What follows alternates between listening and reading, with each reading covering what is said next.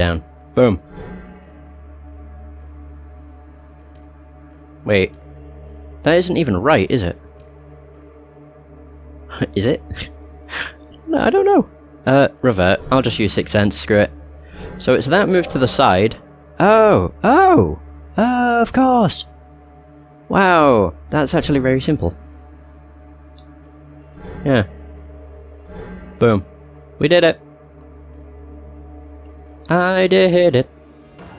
I didn't use Sixth Sense at all. I don't know why I'm singing it to that I'm Coming Up song, but whatever.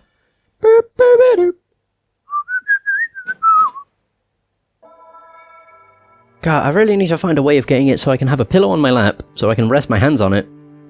Or, I don't know, something. I don't like having my controller on my lap, it makes me heat up so much. But having a pillow on my lap does the exact same.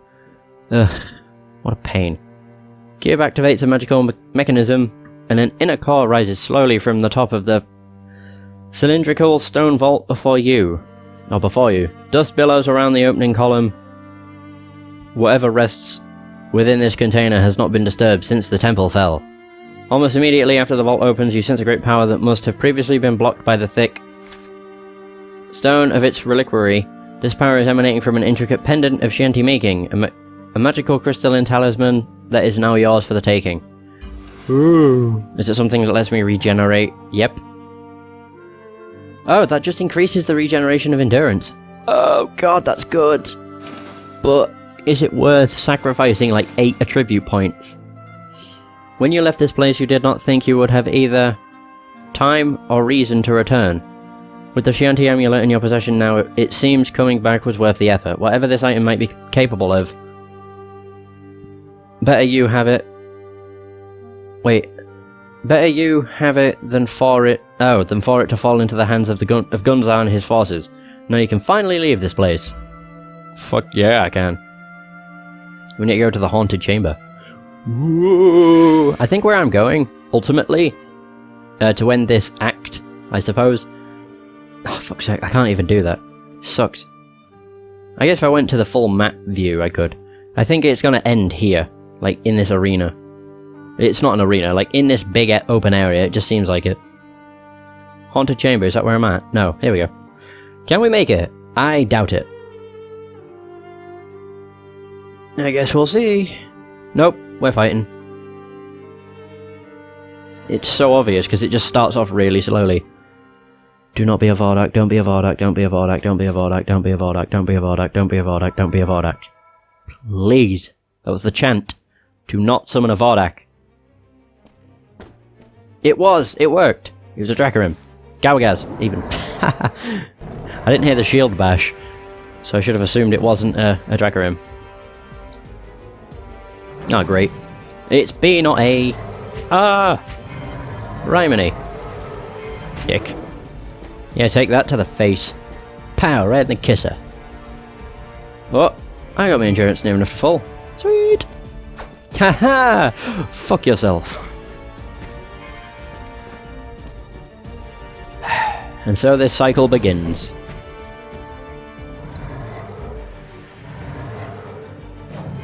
Ah, God. I actually do like this game a lot. The combat is becoming one of the most frustrating fucking things, I didn't even want to do this, I've ever come across though. Like, why? Why is it so biased towards the enemy? I don't understand. It's just such shit.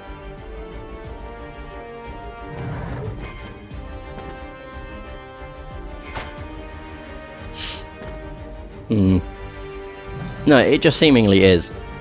It's just the way the game is, I suppose.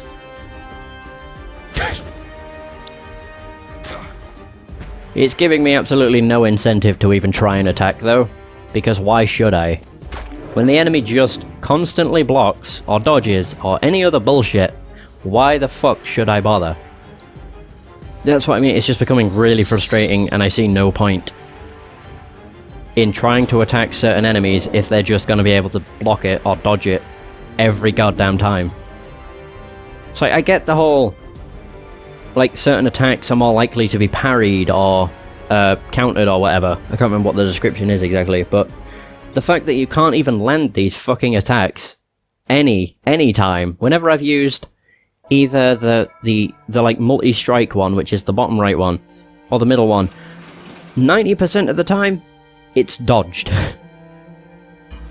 It's just becoming like fucking ridiculous at this point. And it's highly frustrating because it's like, why should I even bother doing combat if, you know, the enemy can hit me every time, but I can never hit them. It's kind of like, it's not nowhere near as frustrating. Oh no, it's way more frustrating than the Pokemon, where, in Pokemon, if your Pokemon gets confused, 9 times out of 10 you won't be able to attack, or you'll always hurt yourself. Whereas if the enemy's Pokemon gets confused, they attack every fucking time. It's essentially the same thing, but way more frustrating. Because just the combat in this is so fucking stupid now.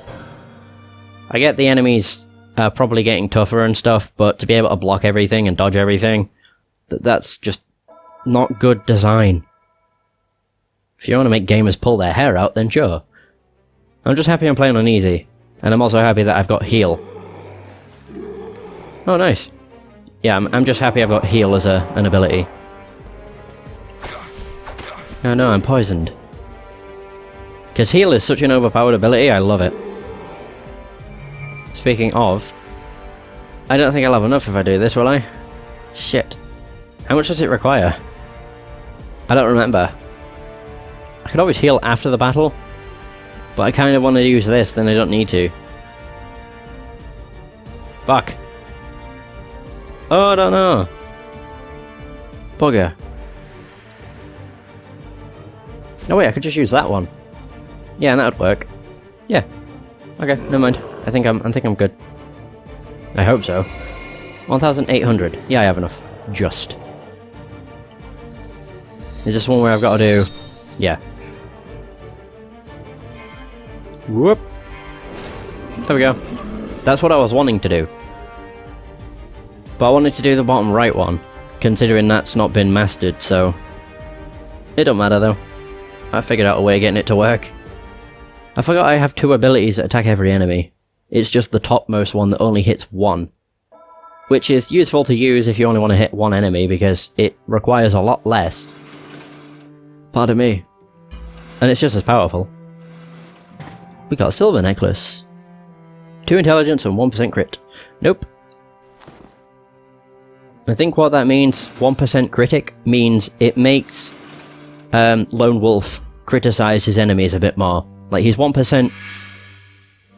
He's got 1% more likely, or he is 1% more likely to criticize his enemies. And that enrages them and causes them to fall flat on their face. Yeah, definitely that. I don't know what else it could be. I do want to write my story from here, because I'm done with the fucking combat, my god. Ugh. You proceed warily across the tunnels, following a trail of guttering light from torches that the Dracarim have ignited all along their path. When you first hear the sound of Giak and Dracarim voices up ahead, you dare to hope that you have reached the end of the complex. Sadly, the passage continues on and even branches through an archway into some sort of chamber with an eerie glow radiating from within. The voices are coming from a squad of Giaks being scolded by a Drakkar with a cruel barbed whip and a tightly clenched fist. He's accusing the lot of them for being cowards, and by the look of their bleeding skin, his lash has chastised them as well. Damn! Terrified, they point at the arch and beg their slave master not to send them back inside. Their voices are panicked and snivelling, but from what you can make out, they have been hearing voices in their heads when they go past the arc. The Dracarim warrior is having none of their excuses.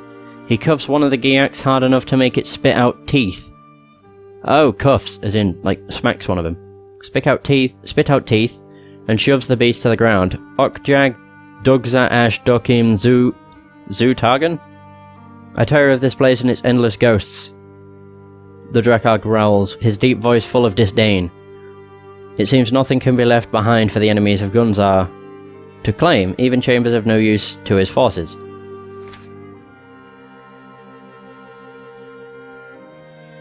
The Drakkar in command orders his cringing Giak slaves to bring down the archway and bury whatever lies inside.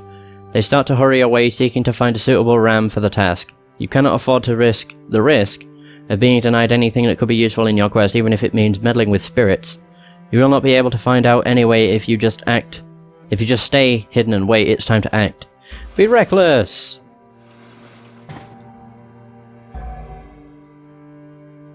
Oh. You mislead the Geeks into believing that the spirit is going to harm them. That sounds more fun, but I'll be reckless. Charge! Oh god.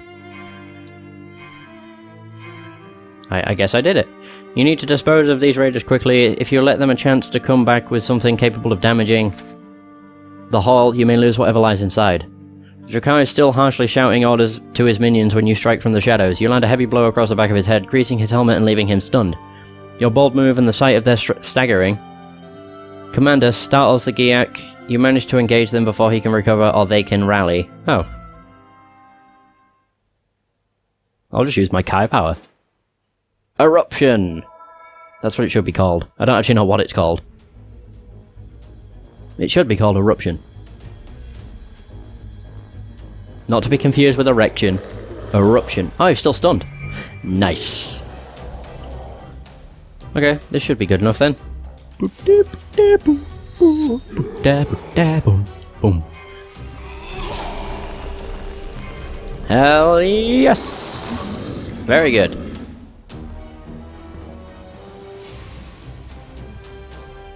What are you gonna do? Yay! Oh yeah! Wow, the only thing I used up was stamina. Oh, balls. There are more of them! Of course. I win. Oh my god. Okay. Right. I can maybe kill you with a shield bash. Fingers crossed. Hurrah! Yeah, I win. So I used up, like, a lot more endurance that time. Alright. Yeah, that was a pretty easy fight. I killed them with my Kai powers, got all my Kai power back, or my mana back, and then just beat the other two to death. I lost most of my endurance, but it's fine.